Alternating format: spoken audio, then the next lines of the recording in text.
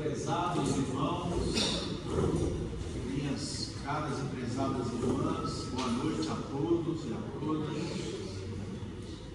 Nós, mais uma vez, gostaríamos de contar com a colaboração de todos aqui presentes para que verifiquem seus aparelhos celulares,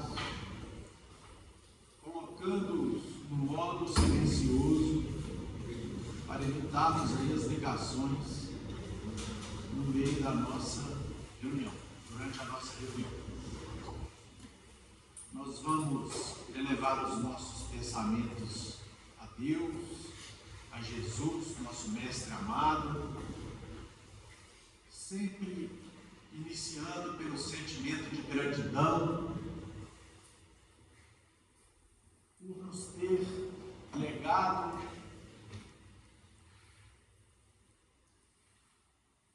um patrimônio inigualável de amor e de conhecimento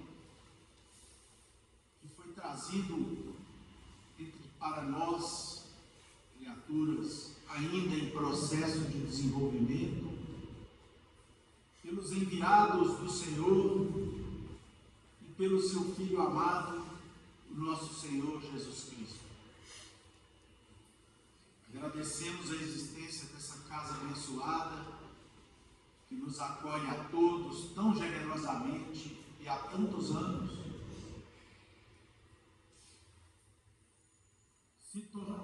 e que se tornou um pouso seguro e abençoado para as nossas almas em aflição, para as nossas mentes com sede de conhecimento, para o fortalecimento da nossa fé. Agradecemos aos dirigentes e amigos espirituais que militam nessa casa abençoada de Paulo de Tarso e que nos possibilitam, em nome de Jesus, a sua influência benfazeja, que permite com que nós nos transportemos ao longo dos nossos estudos singelos, mas repletos de boa vontade e desejo de expressar o pensamento do Cristo entre nós, irmãos necessitados, sofredores da humanidade, caminhantes que somos em direção ao nosso aperfeiçoamento. Essas bênçãos que se originam da pátria espiritual do mundo maior e que recaem sobre todos nós aqui nesse instante, possam ser redirecionadas também para os nossos lares, para os nossos familiares e para todos os nossos irmãos em humanidade, especialmente aqueles que sofrem. Pai nosso que estais nos céus, santificado seja o vosso santo nome. Venha a nós o vosso reino, seja feita a vossa vontade, aqui na terra como em todo o universo. O pão nosso de cada dia nos dai hoje, Senhor. Perdoai as nossas ofensas, assim como perdoamos a quem nos tem ofendido. Não nos deixeis cair em novas faltas. Livrai-nos, Senhor, do mal, especialmente aquele que habita em nossos corações, hoje, agora e sempre, que assim seja. Em nome de Deus, de Jesus, nosso Mestre, de Paulo de Tarso, patrono da nossa casa de oração, estudo e trabalho, dos nossos amigos e benfeitores espirituais, nós estamos iniciando os nossos estudos evangélicos e doutrinários dessa noite, na santa e bendita paz do Senhor. No capítulo 1 do Evangelho segundo o Espiritismo, eu não vim destruir a lei. Nós temos para o nosso estudo dessa noite os itens 5, 6 e 7 do referido capítulo, cujo título é O Espiritismo. O Espiritismo é a ciência nova que vem revelar aos homens, por meio de provas irrecusáveis, a a existência e a natureza do mundo espiritual e as suas relações com o mundo corpóreo. Ele nos mostra não mais como uma coisa sobrenatural, porém, ao contrário, como uma das forças vivas e sem cessar atuantes da natureza, como a fonte de uma imensidade de fenômenos até hoje incompreendidos e, por isso, relegados para o domínio do fantástico e do maravilhoso. É a essas relações que o Cristo alude em muitas circunstâncias, e daí vem que muito do que ele disse permaneceu ininteligível ou falsamente interpretado. O Espiritismo é a chave com o auxílio da qual tudo se explica de modo fácil. A lei do Antigo Testamento teve em Moisés a sua personificação. A do Novo Testamento tem-na em Jesus Cristo. O Espiritismo é a terceira revelação da lei de Deus, mas que não tem a personificá-la nenhuma individualidade, porque é fruto do ensino dado, não por um homem, sim pelos Espíritos, que são as vozes do céu em todos os pontos da terra, com o concurso de uma multidão inumerável de intermediários. É, de certa maneira, um ser coletivo, formado pelo conjunto dos seres do mundo espiritual, cada um dos quais traz a contribuição de suas luzes aos homens para lhes tornar conhecido esse mundo e a sorte que os espera.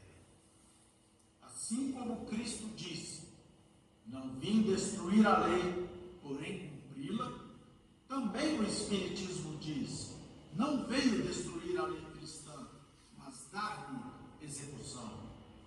Nada ensina em contrário ao que ensinou Cristo, mas desenvolve, completa e explica, em termos claros e para toda a gente, o que foi dito apenas sob forma alegórica. Vem cumprir nos tempos preditos o que o Cristo anunciou e preparar a realização das coisas futuras. Ele é, pois, obra de Jesus Cristo, que preside, conforme igualmente o anunciou, a regeneração que se opera e prepara o reino de Deus na terra. Passamos a palavra para a dona Luzia para iniciar os nossos comentários da noite. Perdão. Nós temos a questão ainda 802, obrigado, do Livro dos Espíritos, que complementa o nosso estudo dessa noite. A pergunta de Kardec: visto que o Espiritismo tem que marcar um progresso da humanidade, por que não apressam os espíritos esse progresso por meio de manifestações tão generalizadas e patentes que a convicção penetre até nos mais incrédulos? Resposta dos espíritos: desejareis milagres, mas Deus os espalha a mancheias diante dos vossos passos, e, no entanto, ainda há criaturas humanas que o negam. Conseguiu, porventura, o próprio Cristo convencer os seus contemporâneos mediante os prodígios que operou? Não conheceis presentemente alguns que negam os fatos mais patentes ocorridos às suas vistas? Não há os que dizem que não acreditariam mesmo que vissem? Não é por meio de prodígios que Deus quer encaminhar os homens. Em sua bondade, Ele lhes deixa o mérito de se convencerem pela razão. Agora sim, Dona Luzia. Boa noite a todos. Bom, meus irmãos, agradecendo a Deus, nosso Pai, a Jesus, o nosso Mestre divino, Nós vamos pedir a Ele que nos abençoe, nos ajude no entendimento da nossa lição dessa noite. Hoje nós estamos dando continuidade no capítulo 1, trazendo aqui o capítulo que nos fala das revelações divinas. E lendo esse capítulo, a gente percebe a grandeza divina na nossa vida, que sempre se preocupa conosco, nos deixando sempre a verdade, para que ela possa direcionar os nossos caminhos. Então, desde a antiguidade, nós temos essas verdades divinas conosco. Apesar de muitas delas estarem misturadas, esparsas, junto, como se fosse o trigo junto ao joio, né? O joio da nossa intemperância, o joio dos nossos interesses pessoais, e assim era necessário que viesse novamente outra revelação, para que, através de um trabalho ingente, um trabalho coletivo, feito por uma falange, que são as vozes do céu, assim como Kardec diz, como o Espírito de verdade nos diz, vai ajuntando todas as verdades em todas as civilizações antigas, em todas as religiões antigas. Ele vai pegando essas verdades, agrupando, fazendo um feixe, separando, como se separa o joio do trigo, o trigo do joio. Então tira o que é verdadeiro, que é divino, e traz para nós essa terceira revelação, a doutrina dos Espíritos. E hoje nós vamos falar sobre ela. O Euler leu para nós o item 5, 6 e 7.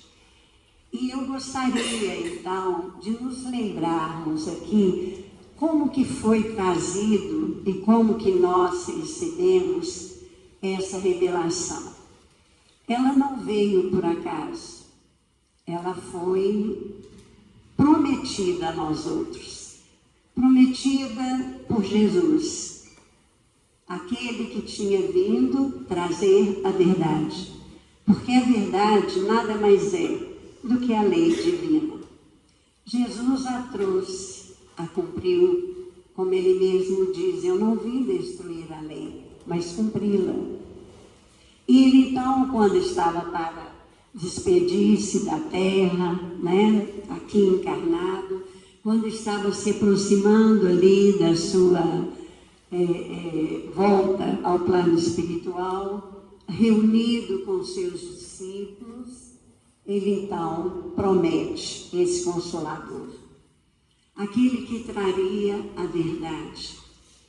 Se me amais, guardais os meus mandamentos, e eu pedirei ao Pai, e Ele vos enviará um novo Consolador, que fará com que vocês relembrem o que eu já ensinei, ensinará novas coisas e ficará eternamente convosco. Num outro momento, lá no capítulo 16, João registra essa mesma fala de Jesus, quando ele diz no item 12, versículo 12 a 14. Jesus então diz para nós e para os seus discípulos: ainda tenho muitas coisas para vos dizer, mas não podereis carregar agora. Ou seja, não podereis suportar, não podereis entender, compreender, pela maturidade nossa naquela época. E continua Jesus: quando, porém, vier o Consolador, o Espírito de verdade, vos guiará em toda a verdade, pois não falará de si mesmo, mas falará o quanto ele ouvir, e vos anunciará o que há de vir. Ele, o Consolador, me glorificará, porque receberá do que é meu e vos anunciará. Jesus.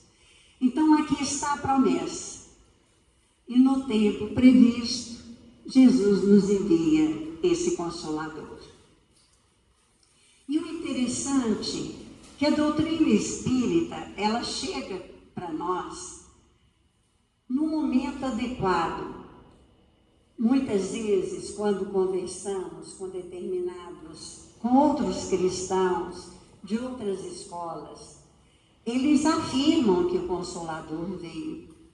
Mas ele veio no momento do Pentecoste, quando os apóstolos receberam as línguas de fogo e começaram a falar em línguas, falando para todo aquele povo de várias regiões que estavam presentes. Cada um entendeu o que era trazido dos céus.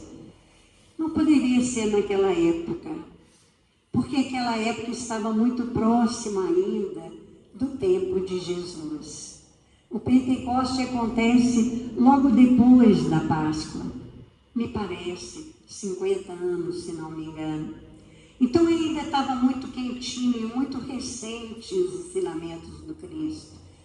Por isso, esse não poderia ser o Consolador, porque não faria mudança. As mentes eram as mesmas, a maturidade espiritual eram as mesmas. Era necessário que se passasse o tempo, para que nós, através das várias voltas nossa à Terra, através das encarnações, pudéssemos ir amadurecendo pouco a pouco e tendo hoje condições de compreender o que a doutrina espírita traz para nós. E é tão interessante que quando nós recebemos as mensagens dessas vozes do céu, dos espíritos superiores, que fazem parte da falange do Espírito de Verdade, nós percebemos como que elas chegam até nós com tanta clareza, com tanta lógica, que não deixa dúvida em nossos corações. E não importa se elas vêm em forma de prosa ou de verso. E é por isso que hoje eu trouxe um verso, para a gente conversar um pouquinho sobre ele. Encontrei esse verso nos meus estudos, no livro Parnaso de Além-Túmulo. É um verso que fala sobre espiritismo. É um poema de Casimiro Cunha. Um poema muito bonito, onde ele vai dizer tudo, qual a função, qual a ação, qual é o ponto principal da doutrina espírita entre nós. Em alguns estrofes, ele vai deixar isso bem claro para nós. Então, chama-se Espiritismo. O primeiro estrofe, Casimiro Cunha diz o seguinte: Espiritismo é uma luz gloriosa, divina e forte, que clareia toda a vida e ilumina além da morte. O que ele está tentando dizer? O que os espíritos superiores já nos explicaram. O espiritismo é a chave, com o auxílio do qual tudo se explica de modo fácil. Nós ouvimos isso agora mesmo aqui no apontamento de Kardec, no comentário de Kardec. A função do espiritismo é trazer o entendimento mais coerente para nós da vida, para nos trazer o conhecimento do passado, do presente e daquilo que nos espera no futuro, para onde nós estamos caminhando.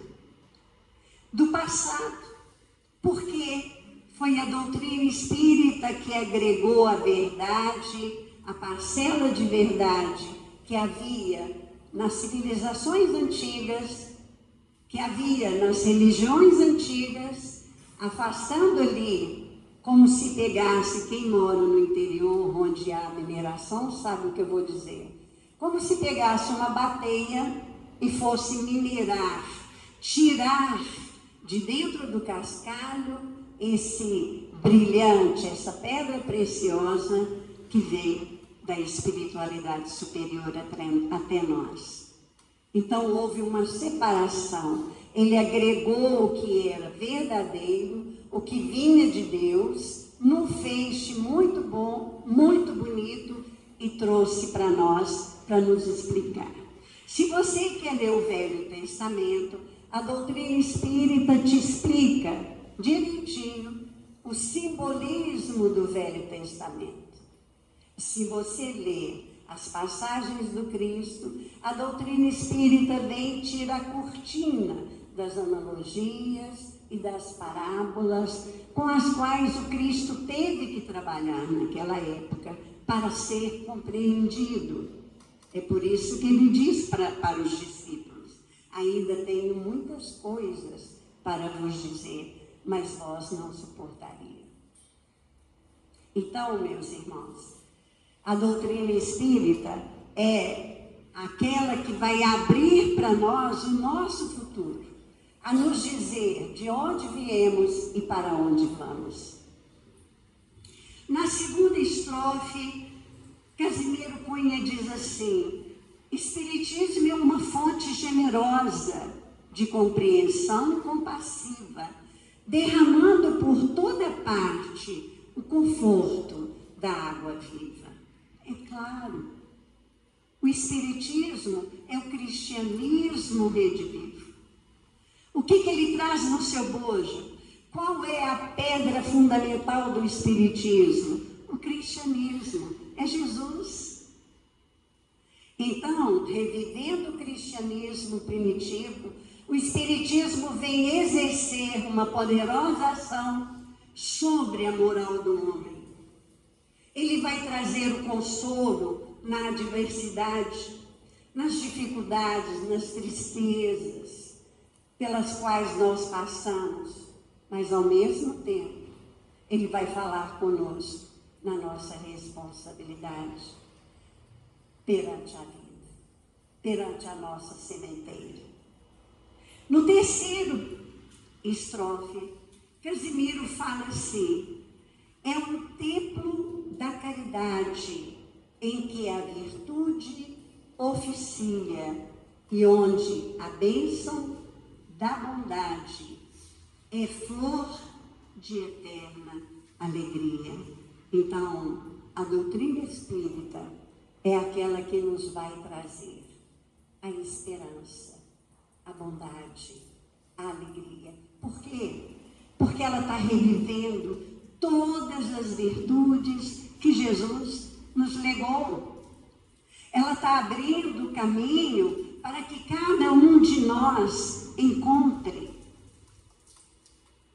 essas virtudes, que é aquilo que nós já trazemos dentro de nós, mas que ainda não conseguimos deixar desenvolver.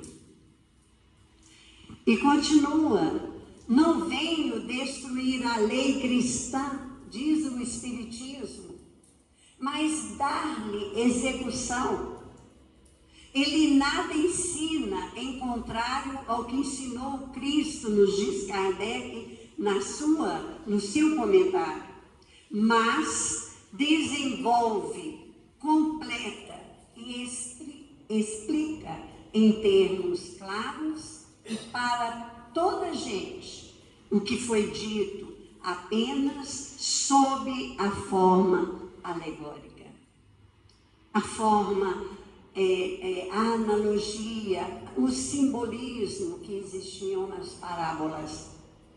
O Espiritismo, então, vem cumprir nos tempos preditos o que o Cristo anunciou e preparar a realização das coisas futuras.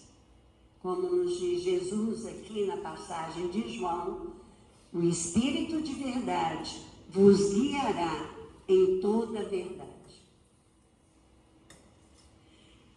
Mais uma estrofe, o poeta diz: o Espiritismo é árvore verde e farta nos caminhos da esperança, toda aberta em flor e fruto de verdade e de bonança. Por que de verdade? Porque ele é a verdade. O Espiritismo é a verdade de volta até nós. Que verdade? As verdades divinas. As leis naturais, ele vem trabalhar as leis divinas. Ele vem retificar, vem modificar, nos ajudar a compreender todas aquelas ideias falsas que nós fomos guardando em nós durante as nossas várias existências. O Espiritismo vem para retificá-las, vem dizer para nós, através da prova patente da existência e da imortalidade da nossa alma, vem nos afastar do materialismo, que não nos levará a parte alguma. Vem nos falar das relações do mundo espiritual com o mundo corpóreo, que é o que Kardec fala aqui conosco. O Espiritismo é a ciência nova, que vem revelar aos homens, por meio de provas irrecusáveis, a existência e a natureza do mundo espiritual e as suas relações com o mundo corpóreo. O que é o mundo natural? É um mundo normal, é um mundo primitivo, é um mundo eterno, é aquele mundo pré-existente, antes da Terra ser construída, ser feita, ser plasmada pelo nosso Cristo. Nós já vivíamos no mundo espiritual. O mundo espiritual já existia. O mundo espiritual é aquele que sobrevive, porque os mundos físicos, como nós, são matéria e um dia vão acabar. Vai levar muito tempo ainda, mas vão acabar um dia, como toda matéria. Então, o mundo espiritual, ele sobrevive a tudo. Então, o mundo espiritual é o mundo real. Real. É de onde nós viemos. Nós somos espíritos e não corpo. O corpo nada mais é do que a nossa roupagem, do que o nosso instrumento de trabalho no mundo material. O que mais traz de verdade a doutrina? São muitos pontos que a doutrina tem importante para nos ensinar. São vários. Como o nosso tempo é restrito, nós vamos falar alguns aqui e vamos dar aqui uma dica. Aqueles que podem, que têm o Livro dos Espíritos, lá na introdução do Livro dos Espíritos, na parte 6ª, que a introdução é dividida em partes, na parte 6ª do Livro dos Espíritos, nós vamos encontrar os pontos importantes da doutrina espírita.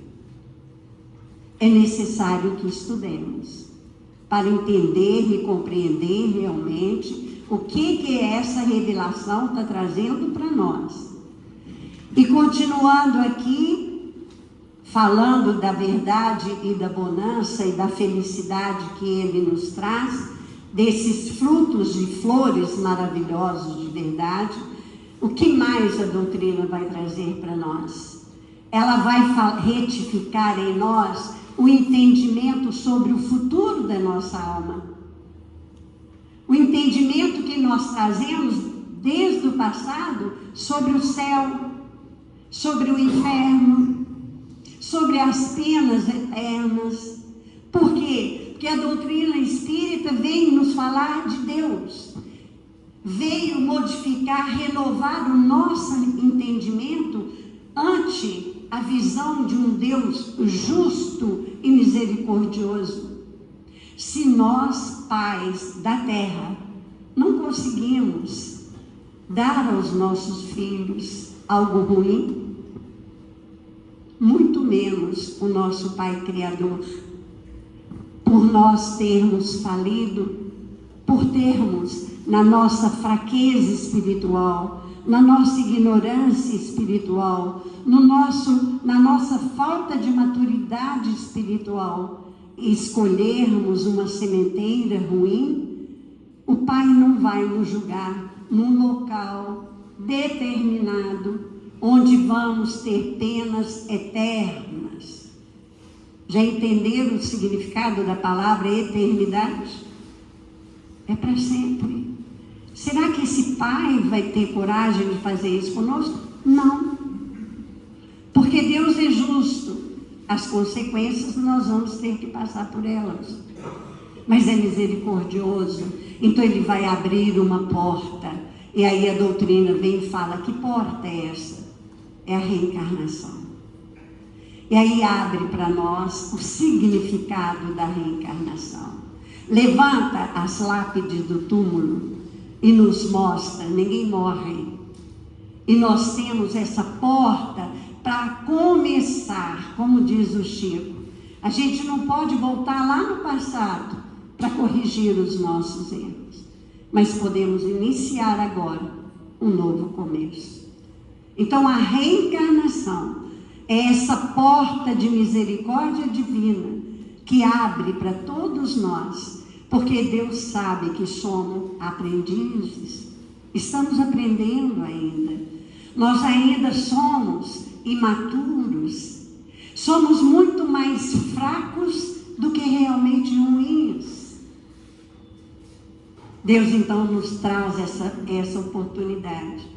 A doutrina vem nos falar também de coisas que nos importunam durante a vida, que mostra ali uma quantidade de enfermidades fantasmas, onde nós corremos para o médico, faz aquela quantidade de exame, não acusa nada, os órgãos estão perfeitos. Os transtornos, muitas vezes, transtornos psiquiátricos ou psíquicos, nos quais nós entramos sem entender o porquê. Vem a doutrina e nos alerta sobre aquela relação que existe entre o mundo espiritual e o mundo físico. Nos fala do quê? Da obsessão.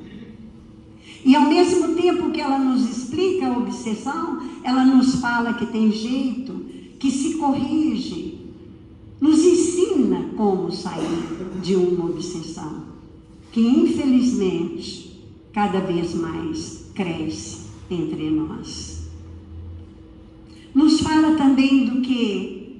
Da importância da oração, dessa comunhão que nós precisamos ter para com o Pai, das preces que fazemos, nos ensina a orar, nos ensina a pedir, porque nem tudo que nós pedimos o Pai vai nos dar, porque não sabemos pedir ainda.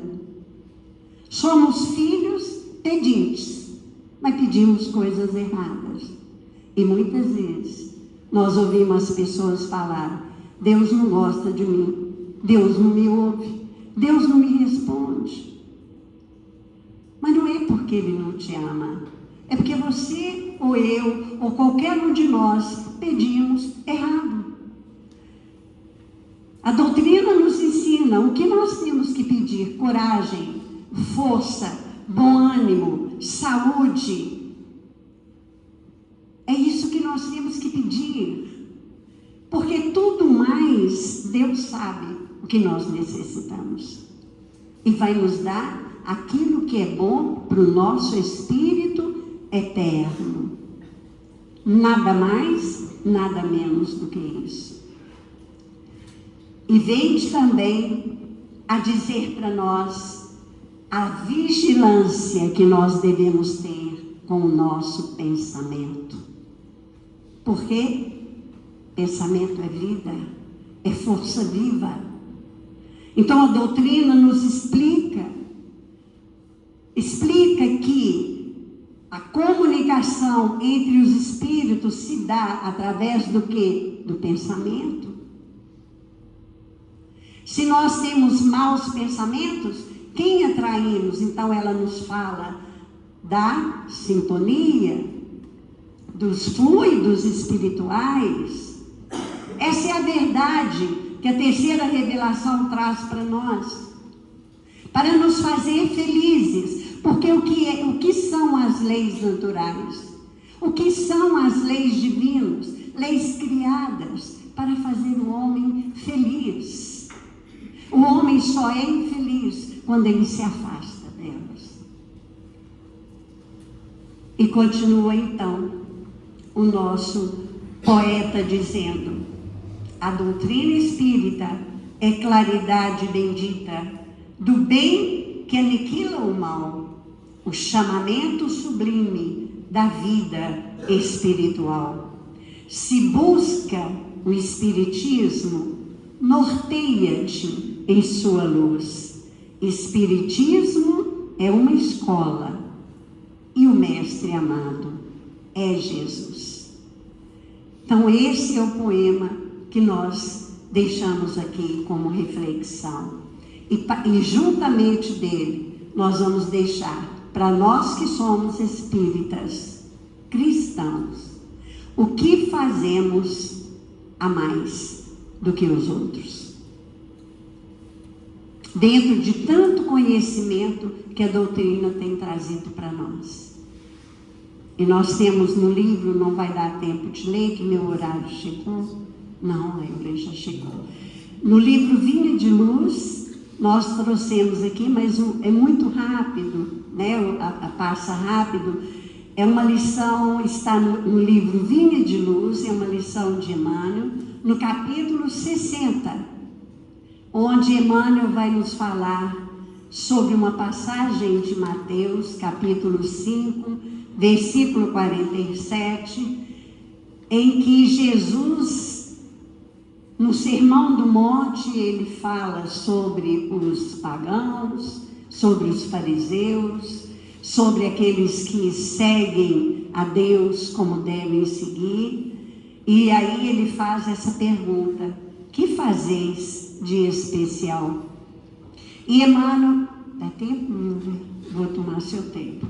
Então ele fala assim: iniciados na luz da revelação nova, os espíritas cristãos possuem patrimônio de entendimento muito acima da compreensão normal dos homens encarnados.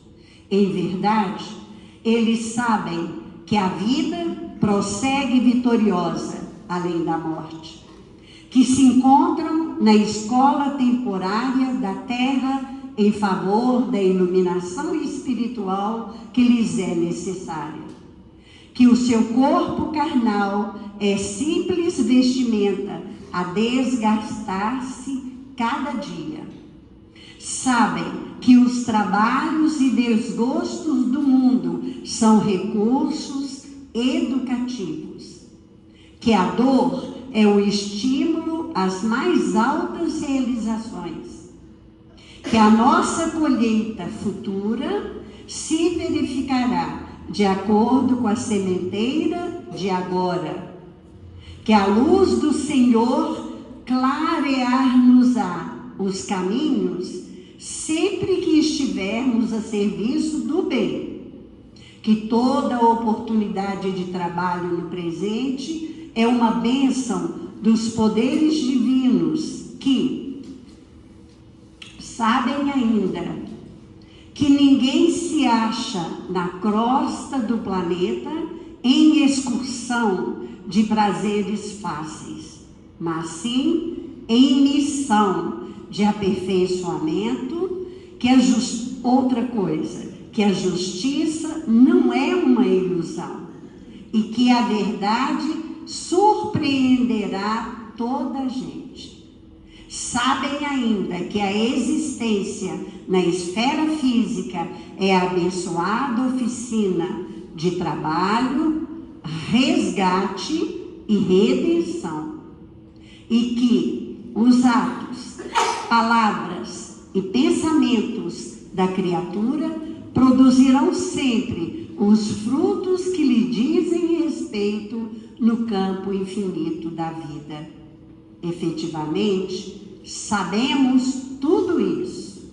Em face, pois, de tantos conhecimentos e informações dos planos mais altos, a beneficiarem nossos círculos felizes de trabalho espiritual, é justo ouçamos a interrogação do Divino Mestre: que fazeis mais do que os outros? Que Jesus nos abençoe a todos.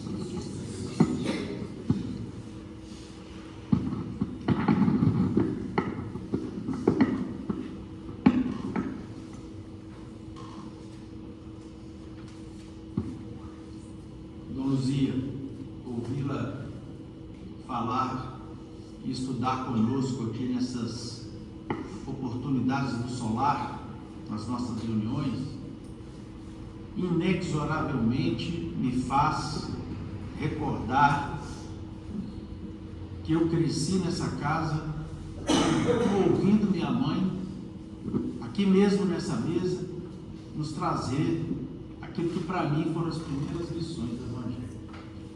Então é um prazer muito grande ouvi-lo aqui e prestar atenção nos estudos que a senhora nos traz. Meus irmãos, minhas irmãs, vou começar aqui o meu esforço trazendo um pensamento. De vez em quando eu repito esse pensamento aqui, mas a compreensão e o aprendizado, ele passa necessariamente pela técnica da repetição. Pelo menos para mim, isso vale muito e tem sido valioso, porque eu tenho uma tendência ainda de me esquecer determinados ensinos. Mas o cientista do século passado, maiores mentes que recentemente passaram aqui pelo mundo, o Albert Einstein, ele dizia o seguinte: se algum dia nós tivermos que optar entre o amor, a conquista do amor ou do mundo, se nós optarmos pela conquista do mundo, nós certamente perderemos o amor. Mas se nós optarmos pela busca, pela conquista do amor em nossas vidas, com ele nós conquistaremos o mundo. E é exatamente assim que Jesus está fazendo com o planeta. A partir da sua vinda, nos dando notícia da lei mais importante que Deus criou para reger todo o universo, não apenas exemplificando para nós na prática, essa lei, mas também nos ensinando a praticá-la. Ele está aos poucos transformando o nosso mundo, o nosso planeta. E é a partir desse pensamento que nós vamos buscar, na figura do nosso querido mentor espiritual, amigo, de Chico Xavier, e mentor do Chico Xavier, e amigo de todos nós, porque nos ensina silenciosamente e com um profundo sentimento e absoluta identificação com o pensamento de Jesus, que é o nosso mentor, nosso guia espiritual, nosso amigo maior, Emmanuel. Não há como falar de Espiritismo sem nos reportarmos a ele. Por isso, a beleza do ensinamento final que a Dona Luzia nos trouxe aqui, nos trazendo o seu pensamento. E ele nos traz uma obra de 1959, que é o livro Religião dos Espíritos, em que ele se reuniu no Centro Espírita de Uberaba, primeiro centro que o Chico fundou em Uberaba, junto com o Valdo Vieira, União Espírita da Prece, alguma coisa assim. E eles fizeram uma coletânea de mensagens, algumas delas já existentes no Reformador, mensagens ditadas por ele a Chico Xavier, através de Chico Xavier, outras que ele inéditas que ele foi ditando ao longo das reuniões naquele centro espírita. E aí ele criou essa obra chamada Religião dos Espíritos. Sinceramente, eu ainda quero propor aqui um estudo a respeito dessa obra de fio a pavio, aqui no nosso solar. Tamanha a grandeza, patrimônio intelectual, filosófico e moral que Emmanuel nos lega nessa obra abençoada. E ele tem aqui 2 páginas que eu trouxe, eu vou resumir aqui as suas partes mais importantes. Uma chama-se Palavra aos Espíritas, em que ele comenta a questão 798 do Livro dos Espíritos, próxima à questão que nós estamos estudando hoje. E a outra página, que tem o título de Doutrina Espírita, em que nos dá a dimensão exata, não apenas do papel do Espiritismo no mundo, como nós vimos aqui, a Dona Luzia tão bem nos mostrar, através da poesia desse vassourense Cassimiro Cunha, esse poeta dos mais identificados com a beleza da poesia brasileira, e que do mundo espiritual, nessa obra primorosa que foi o Parnaso de Aventura, primeira manifestação, e no caso coletiva, dos espíritos, através da mediunidade daquele jovem médium de Pedro Leopoldo, nosso querido Francisco Cândido Xavier. Mas Emmanuel nos dá primeiro uma lição, nos mostrando a importância do Espiritismo no nosso mundo. Por que que o Cristo fez questão de deixar claro, segundo os apontamentos dos seus evangelistas, que ele mandaria um Consolador? E o que sempre me chama a atenção quando eu estudo essa promessa de Jesus contida no Evangelho, é porque que o Cristo disse, e os tradutores assim o fizeram, das mensagens de Jesus ao longo dos séculos e dos milênios, por que que eles falam na palavra Consolador? E aí, meus irmãos, é muito simples a gente saber por quê. Porque Jesus fala ainda, já falava naquele tempo, mas até hoje, passados 2000 anos, ele fala a uma humanidade que sofre. Uma humanidade que padece individual e coletivamente pelas atrocidades cometidas. Para uma humanidade que sempre trucidou seus enviados, matou todos os seus discípulos, exceto João, que em homenagem à figura de sua mãe, a pessoa de sua mãe, Jesus determinou que fosse poupado, para que ele pudesse ficar com Maria e legar à humanidade a bênção do complemento dos ensinamentos evangélicos, que certamente foram trazidos por ela e por João. A começar da beleza do livro Apocalipse, que termina mostrando a Jerusalém libertada, como uma clara demonstração do destino final e verdadeiro da humanidade, que é a sua libertação moral, social, econômica, religiosa, que é a identificação final que o mundo haverá de ter com o ideário desse Cristo abençoado, que nos permitiu estar sob as paredes iluminadas dessa casa. E mesmo não lamentando não estar aqui lotada,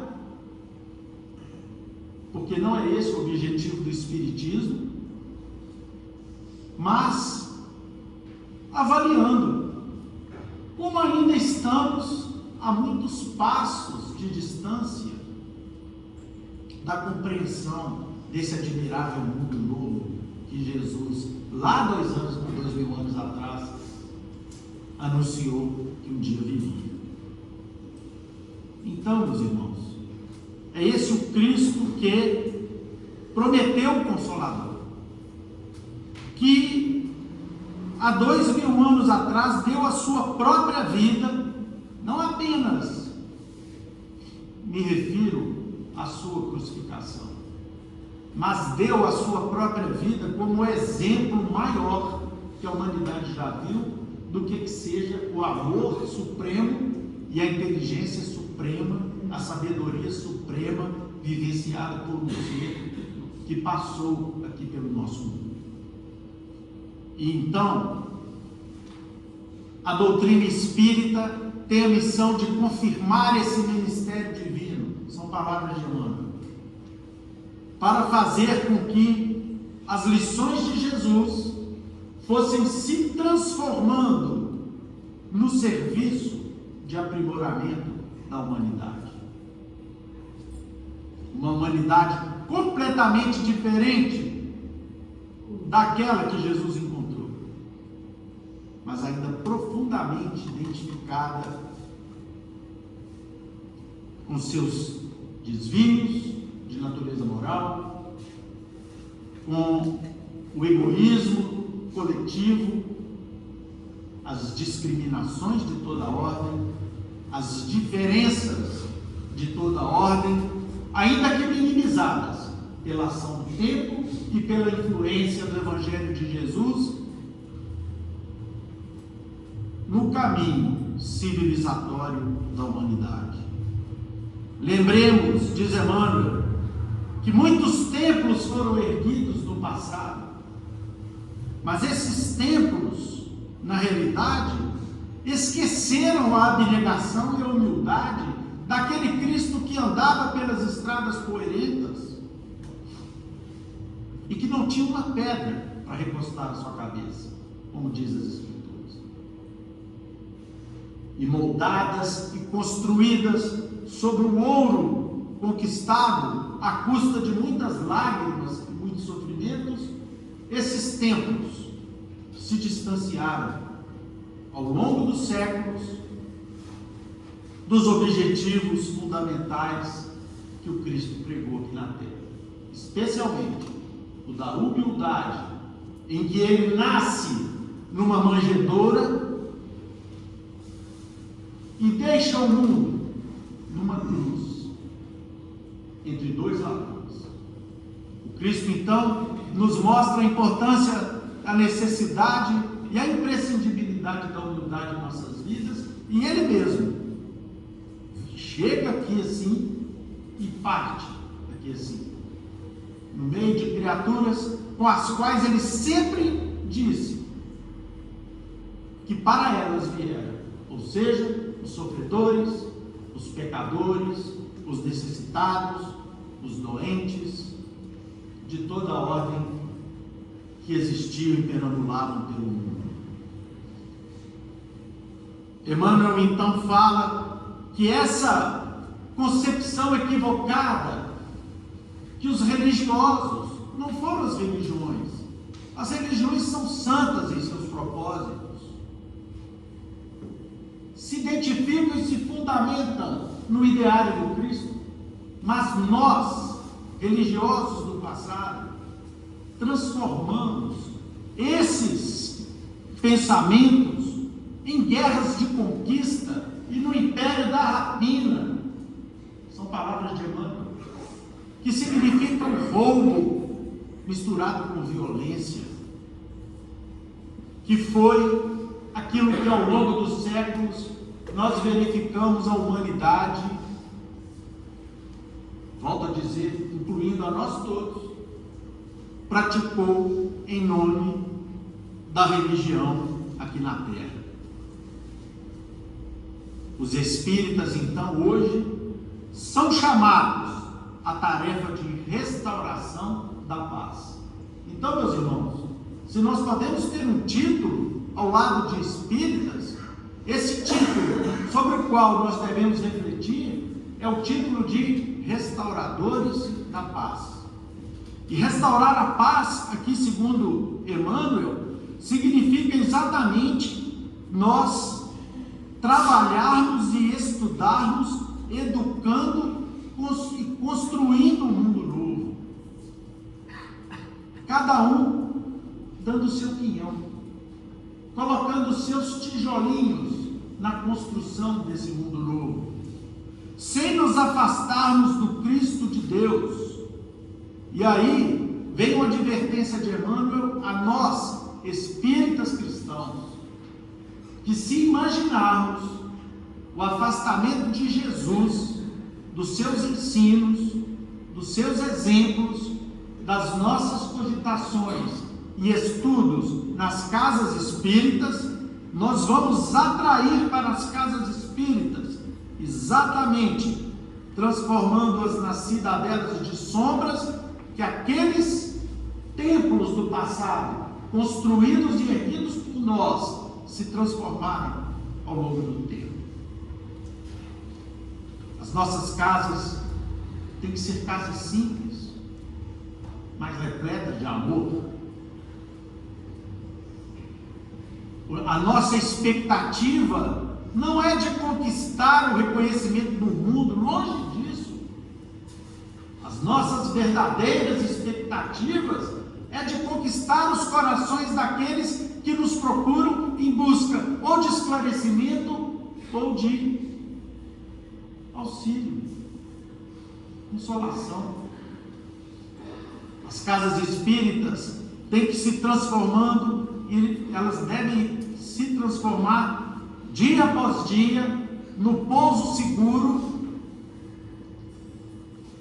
em que os ensinos genuínos de Jesus estão rigorosamente guardados e identificados com o nosso ideário.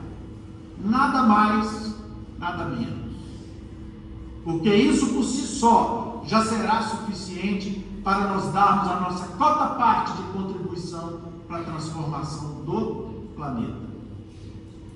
E esse trabalho é ao mesmo tempo um trabalho complexo, na hora que nós falamos na missão dos espíritas, de nós espíritas, mas ao mesmo tempo um trabalho, meus irmãos, minhas irmãs, que está ao nosso alcance, ao alcance das nossas mãos, mãos que abençoam, mãos que se entregam nos atos de solidariedade, mãos que não se levantam para esbravejar dentro dos lares ou em família,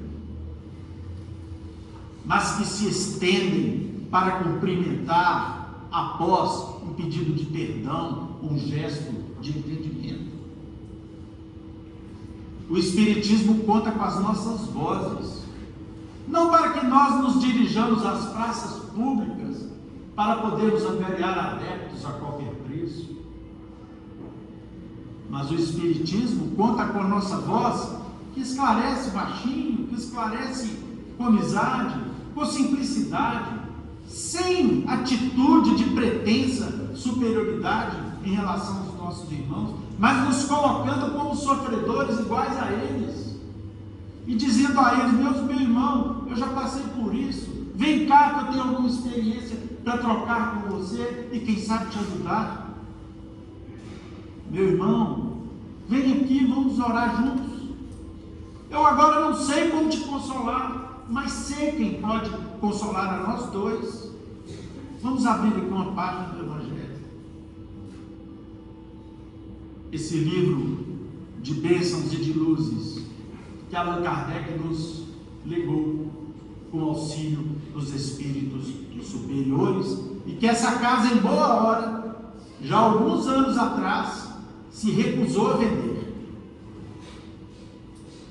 Nós não associamos o Evangelho à venda, por uma questão de reverência a essa obra abençoada que tem salvado a vida de tantos, a partir e a começar desse que vos fala. Kardec, então, meus irmãos, Emmanuel então conclui dizendo o seguinte: que não basta a fé para vencer, é preciso que a fidelidade aos compromissos assumidos se nos instale por chama inextinguível na própria alma. Sigamos, pois, à frente, destemerosos e otimistas, seguros do dever e leais à própria consciência. Ponto final. Esse é o nosso objetivo final, que é cumprir, meus irmãos, o dever que nos cabe. E podemos deitar à noite ou nos nossos travesseiros e dizer assim: santo eu sei que eu não sou, mas eu estou me esforçando. Deus é testemunha que eu estou me esforçando. Hoje eu já consegui passar o dia inteiro não falar uma mentira. Eu consegui passar o dia inteiro e não levantei a voz para ninguém. Eu consegui passar o dia inteiro e pude ser útil àqueles que me procuraram. E exercitando isso no dia a dia, a partir das situações simples, mas que no passado recente eram muito complexas para todos nós, porque sempre tivemos muitas dificuldades em conviver em família, em perdoar, tivemos muitas dificuldades em aceitar o nosso semelhante, aceitar suas diferenças, tivemos muitas dificuldades em guardar em nossos corações a paz necessária para as nossas vidas. E quando nós nos descobrimos já começando a fazer isso, uma felicidade diferente invade os nossos corações. Eu sei que essa é uma experiência que todos nós aqui passamos. E já, meus irmãos, as criaturas vão descobrir que todas as síndromes e questões relacionadas às psicopatologias que hoje afligem tanta humanidade, as depressões, os transtornos, os sentimentos de abandono, quando nós começarmos a entender que o tratamento e a profilaxia de tudo isso está nessa identificação que pouco a pouco nós vamos fazendo nas coisas simples ao Evangelho de Jesus, isso vai acabando. Nós vamos atingindo aos pouquinhos e beirando ali, começando a tocar naquele universo que um dia haverá de nos tornar criaturas felizes. Esse é o segredo. E é um segredo que envolve fundamentalmente esforço pessoal. O Espiritismo nos trouxe a realidade a respeito das nossas relações com os espíritos, sem misticismo, sem dogmas. O Espiritismo nos mostra a realidade espiritual como ela é. O mundo, as regiões são habitadas por nós. Quando perdemos o invólucro físico, para darmos continuidade natural ao nosso processo evolutivo, porque a evolução é uma lei absoluta criada por Deus. Então não tem surpresas do ponto de vista de saltos inimagináveis em que a criatura dorme criminosa e acorda perdoada no mundo espiritual. A vida, nos mostra a doutrina espírita, é uma sequência em que nós somos fatalmente atraídos pela lei de retorno, em que colhemos aquilo que plantamos. Isso é justo? Isso é mais do que óbvio? Isso é mais do que racional? E a doutrina espírita nos mostra que isso acontece no plano espiritual, para onde um dia todos nós nos dirigiremos. Então, meus irmãos, dizem os espíritos superiores, cuidado ao imaginarem que a Terra é um parque de diversões, ou cuidado em imaginar que o mundo é um campo do experimento dos nossos desvios de toda a ordem.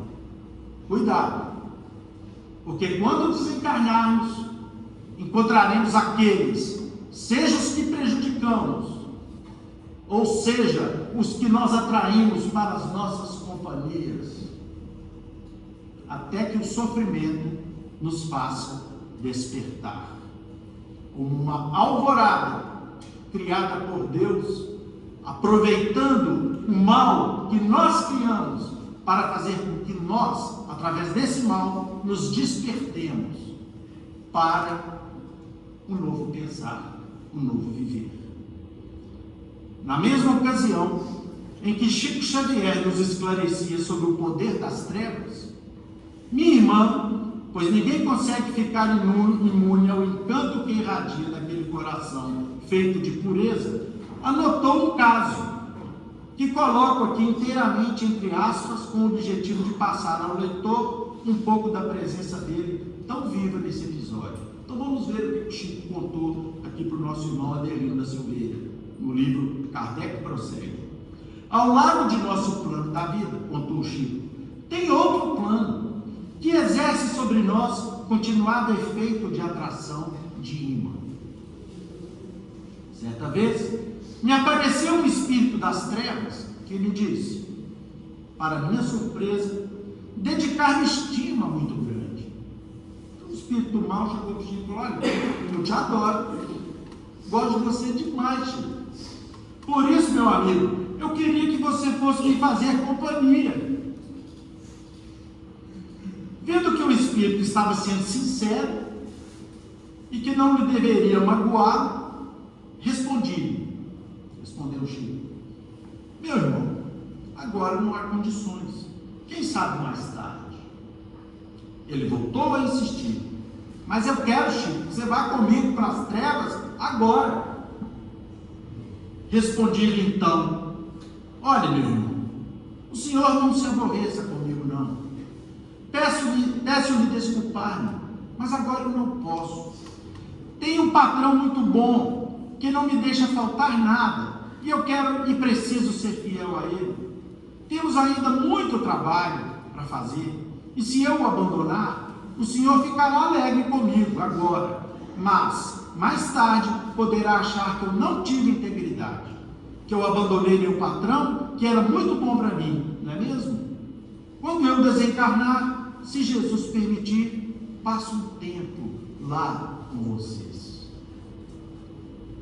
Isso aqui parece uma história engraçada, mas expressa, meus irmãos, a verdade do mundo espiritual, em que as almas eleitas não ficam lá do píncaro de sua glória, olhando os que sofrem nos umbrais. Pelo contrário, se organizam em expedições de socorro e de auxílio para irem lá dar a mão para esses irmãos que sofrem, muitos deles cegos pelos males que causaram, e que são resgatados nessas expedições de socorro para poderem se tratar e se reciclar, visando o processo de evolução a que todo o universo, do micróbio ao astro mais brilhante, está submetido. E a doutrina espírita nos explica isso de maneira muito clara. E é por isso que aqui eu termino apagando as velas da minha locução, como dizia um velho professor que eu tive na escola, com o ensinamento do Emmanuel, e termino com esse ensinamento, que é um lembrete muito grave, muito sério, mas muito fraterno, a todos nós espíritas. Toda crença, diz Emmanuel, é respeitável. E aí nós vamos começar a estabelecer, meus irmãos, alguma diferença. Porque tem espírita que ainda diz assim, alguém pergunta, você é espírita? Não, eu sou espiritualista. Por incrível que pareça, mas tem. Então vem Emmanuel e bota isso tudo muito claro. Porque o espiritismo é a crença das liberdades, do pensamento livre, da inexistência de grilhões e de obrigações que não tenham a ver com a identificação às leis de Deus. O espiritismo não proíbe, o espiritismo aconselha, alerta, educa. E aí Emmanuel, então, sabendo que muitos espíritas, em função disso, flexibilizam sua noção de responsabilidade, vem e diz: toda crença é respeitável. No entanto, se buscaste a doutrina espírita, não lhe negues fidelidade. Toda religião é sublime. No entanto, só a doutrina espírita consegue explicar-te os fenômenos mediúnicos em que toda religião se baseia. Toda religião é santa nas intenções. No entanto, só a doutrina espírita pode guiar-te na solução dos problemas do destino e da dor. O Espiritismo não nos traz desesperança. Tem sempre uma palavra de consolação. Afinal de contas, a doutrina espírita é o consolador prometido.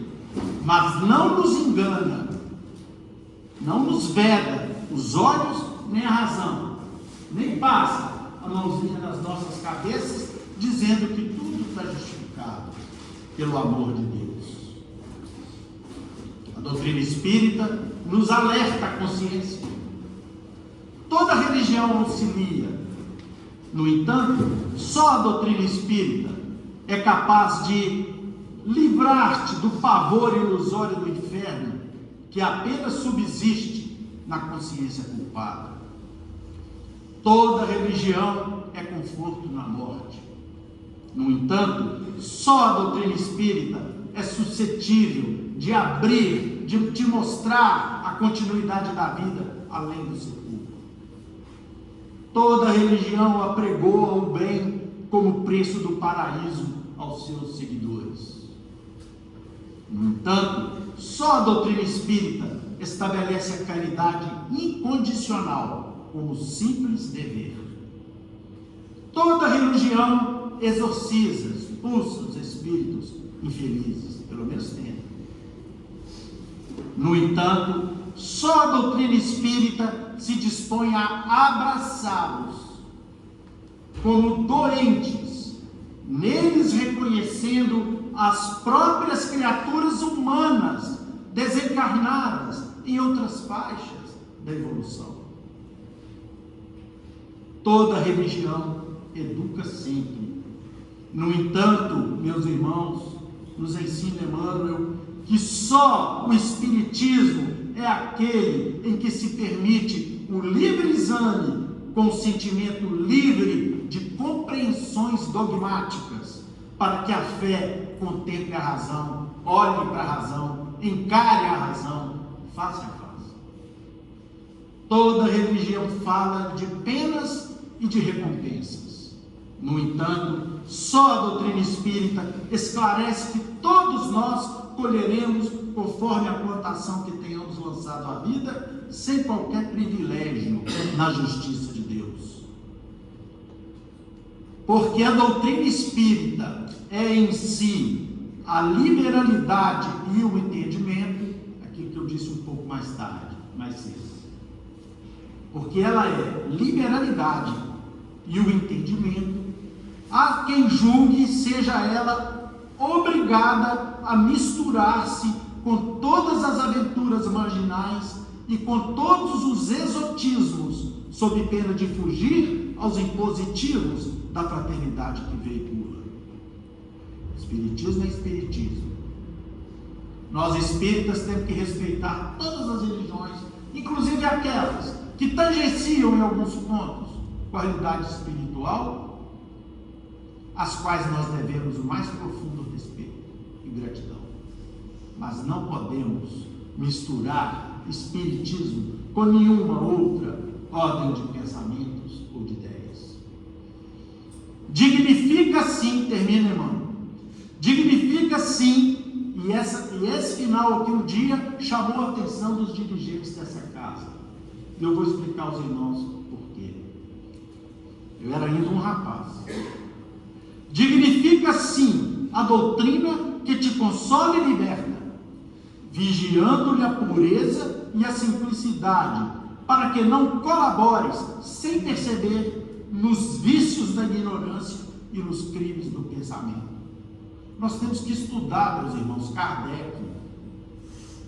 Nós temos que estudar Jesus e Kardec. Se nós começarmos a vir aqui para a tribuna, inventar moda, sob pena, sob o pretexto de como alguns irmãos espíritas infelizmente dizem, nossos estudos são cansativos. Os estudos de Emmanuel, Kardec, vamos estudar outras coisas. Isso está ficando chato. Como eu vi outro dia, um infeliz irmão nosso falar na internet. As reuniões espíritas estão ficando chatas. Que coisa lamentável. Nós temos que dignificar a doutrina espírita vigiando-lhe a pureza. Não temos que inventar. A roda já está inventada. A roda da libertação do planeta, da condição de mundo, de expiação de provas, já está inventada por Jesus e pelos espíritos que o auxiliam no projeto de transformação do nosso mundo. Nós temos que fazê-la rodar, na medida das nossas forças. E aí vem, espírita deve ser o teu caráter. Ainda mesmo te sintas em reajuste depois da queda. Isso é maravilhoso. Essa é aquela explicação que os espíritos nos dão aqui no Evangelho mesmo, do verdadeiro espírita cristão. O que ele é? Não é o anjo ou o santo que já criou asinhas aqui na terra e sai dando uma de benfeitor da humanidade, não. Anjo e santo, conforme nos ensinou Jesus, são aqueles que se identificam, ainda que caindo, ainda que tropeçando, mas que se levantam e se reajustam depois da queda, mesmo reconhecendo os seus fracassos. Espírita deve ser a tua conduta, ainda mesmo que estejas em duras experiências. Espírita deve ser o nome de teu nome, ainda mesmo respires em aflitivos combates contigo mesmo. O dever de lealdade, o dever de fidelidade a essa crença abençoada que tem nos libertado as consciências e as almas, os espíritos. Espírita, e aí está o fato que ocorreu nessa casa há muito tempo. Essa casa se chamava Fraternidade Paulo de Tarso. E um belo dia, ao estudar essa página, os integrantes, os gestores, os responsáveis aqui pela casa, se assustaram com essa determinação de Emmanuel, com essa orientação de Emmanuel, e concluíram que há décadas o nome da fraternidade era Fraternidade Paulo de Tarso. E veja o que Emmanuel diz: espírita deve ser o claro adjetivo de tua instituição, ainda mesmo que por isso te faltem as passageiras subvenções e as honrarias terrestres. Nunca entrou um centavo de dinheiro público aqui nessa casa, depois que foi estabelecido o nome Fraternidade Espírita Paulo de Tarso, até porque a Constituição a partir de 88 vedou. Mas isso jamais fez falta. Jamais fez falta. Essa casa jamais deixou de estar aberta, até mesmo durante esse fenômeno secular que foi a pandemia e que obrigou civilizações inteiras a irem para casa. Essa casa permaneceu aberta, ainda que para distribuir as cestas básicas para aqueles que precisavam se alimentar, independentemente de correrem o risco ou não de contrair o vírus. Doutrina espírita quer dizer doutrina do Cristo. Ponto. E a doutrina do Cristo é a doutrina do aperfeiçoamento moral em todos os mundos. Guarda, pois, na existência como sendo a tua responsabilidade mais alta, porque dia virá em que serás naturalmente convidado a prestar-lhes contas. Meus irmãos, me perdoe o avançado da hora, mas eu precisava muito ouvir os ensinos de Emmanuel, que sempre repercutem em nosso coração de maneira a nos consolar, mas mas também a nos alertar. Que Jesus nos abençoe. Quero ver a senhora mais um pouquinho.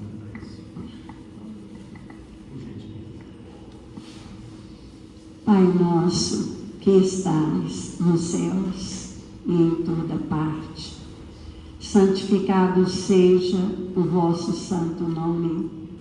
Venha a nós o vosso reino de paz e de amor. Seja feita a vossa vontade, assim na terra como em todo o universo.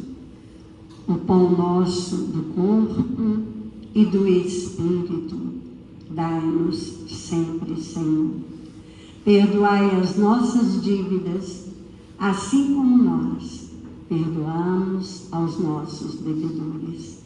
Não nos deixes cair em tentações, livra-nos de todo mal, principalmente do mal que ainda guardamos em nós mesmos, pois vosso são o reino e o poder, a majestade e a glória, para todos sempre, que assim seja. Em nome de Deus, de Jesus, nosso Mestre, de Paulo de Tarso, patrono da nossa casa de oração, estudo e trabalho, nós e os nossos amigos espirituais aqui presentes, desejamos a todos os irmãos e irmãs que aqui compareceram votos de muitas bênçãos, de muito amparo e de muita luz. Que assim seja.